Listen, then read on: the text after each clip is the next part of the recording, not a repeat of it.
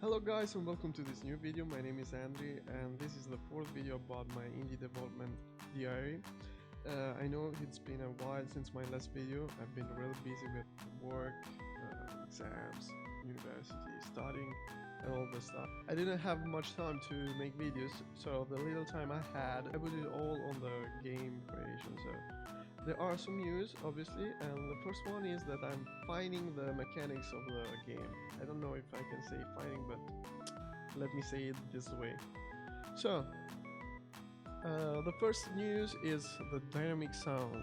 With dynamic sounds, I mean that I have the possibility in the game to change the song and to change the level of the volume and change the level of some sounds according to the position of the player from the object who is making that sound.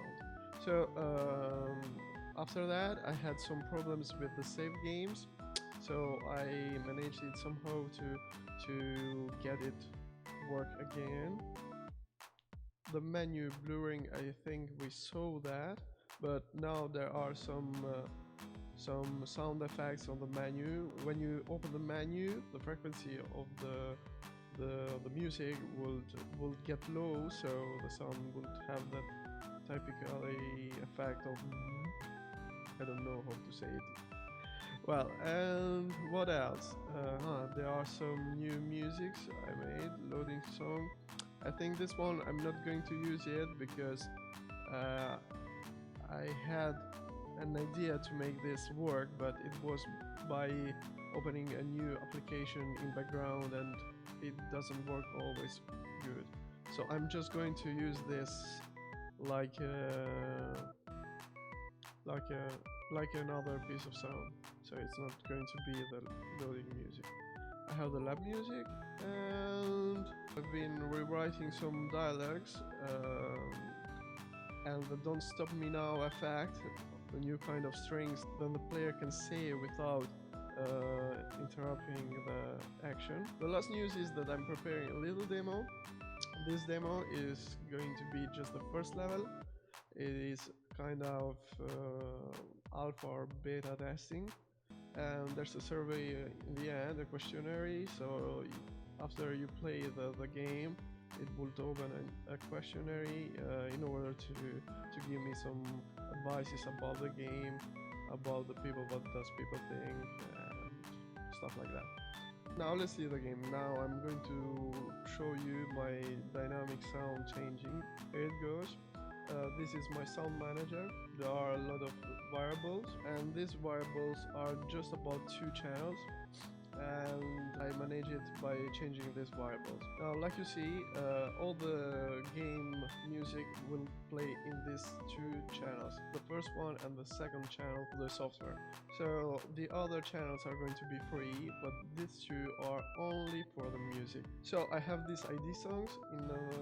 If I put 1, it's going to be a song. If I put 2, it's going to be another song. You know, like this works. Now, basically, I have these 2 channels. These are fade channels and they are nothing less but the volume of each channel. At the start, the first channel has 100 and the second channel has 0. Now what happened? Then when I change the music, normally it happens in a rough way. So the song just changed, and maybe the song which was playing was in a high volume, I don't know, kinda rhythmic. You will think about in the middle of a song which there is an explosion of sounds and music, and the new song maybe it doesn't has all this volume. It's just a calm song. So in order to not make this shock song changing, I have to fade the volumes, and this is going to be by a fade subtractor. This is the amount of numbers that it's going to subtract from the first one and going to up to the second one. So there are these 2 variables. The channel fade point. This is a little bit hard to explain, so I'm going to open a paint here in order to make you understand what I'm talking about. So basically what happens is that the fade channel 1 is going to be subtracted by the fade subtractor. So we have F1 fade channel 1, FHE 1, minus fade subtractor, and this is going to be 99, 98, and so on. Maybe the new song that I'm going to play in the second channel, I want to be it heard by the player when the old song is still playing, and I can choose a volume in which it will be starting to be heard. So the fade point is basically that. It's a number of the level in which the new song should be heard. So maybe I can put it 30, I can put it to 1. Now, at the moment, the channel fade point, like you can see, is set on the 1. Here we have the channel positions. So the channel position is important because when you save the game, maybe when you want to reload the game, the music won't start again from the start, but just when it was the last time. And this is the frequency. Yeah, the frequency is kind of cool. This is important because with this you can make good sound effects like the slowdown or there are this other stuff here, but I'm not going to really explain this because there is just a channel 3 ID. This was kind of another stuff that I was making, but then I decided to not make it because it was kind of reversing the music. This is the dialogue limiter. This is going to subtract from the sound when a dialogue is showing up, and this is the actual free channel, and this is the channel which is actually playing, and this is the menu fade, and this is the fade point of the menu 30. So basically now I'm going to show. So basically after all this stuff that is kind of annoying with all these variables, I'm just going to show you how does it work. Now what I'm going to show you is just this part of the game. Now let me get the sound again back. Now what I'm going to show you is just this part of the game. It has basically everything we need to be shown. So there is all the new stuff in this part of the game. So here we are. Like you see, this is the sound that is playing. Now when I open the menu, like you can hear, it is kind of cool effect. I can quick load it, but I'm not going to do that because I will mess. Like you saw, now I just saved the game. It always reload the exact position of the sound. So like you can hear, and that is kind of cool. And now what do we have here? Now I have some power on my player, so I can play this. Like you can see, you can jump and other stuff like that. The new stuff I added is the fact that you can dive following this way.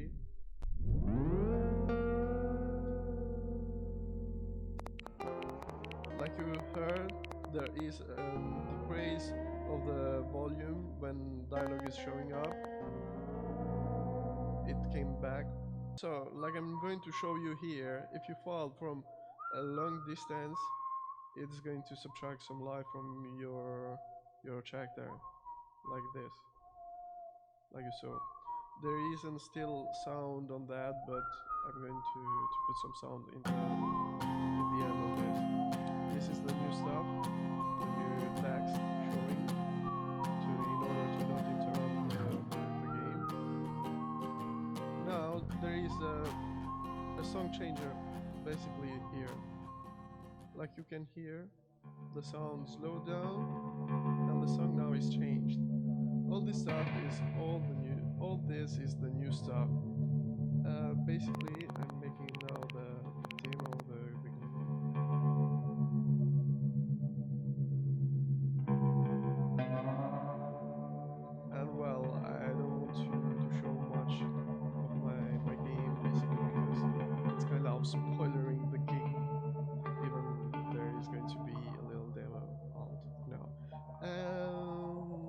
basically,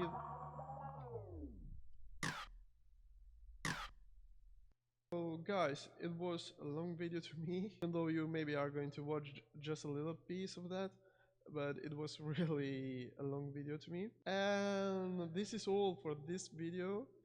Soon I'll put the new demo on Edge, where people can play it maybe.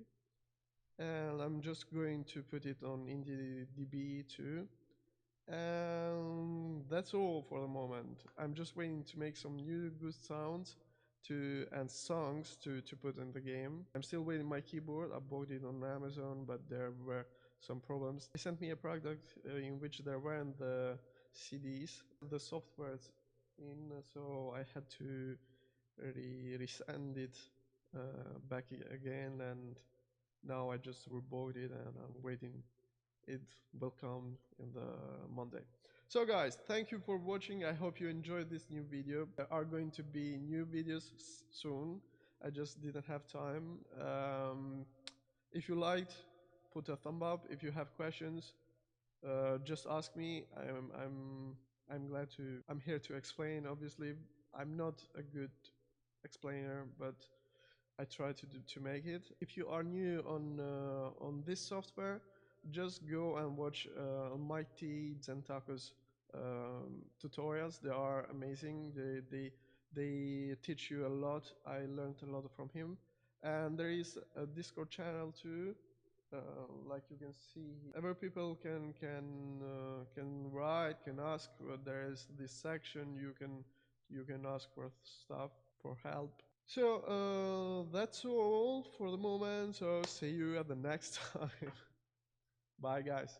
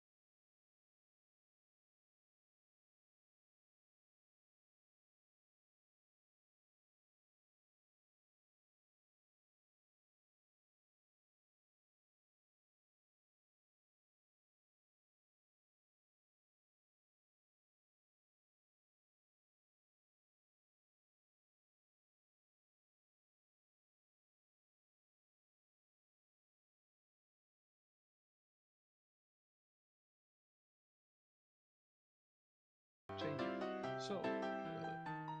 So in order to not make this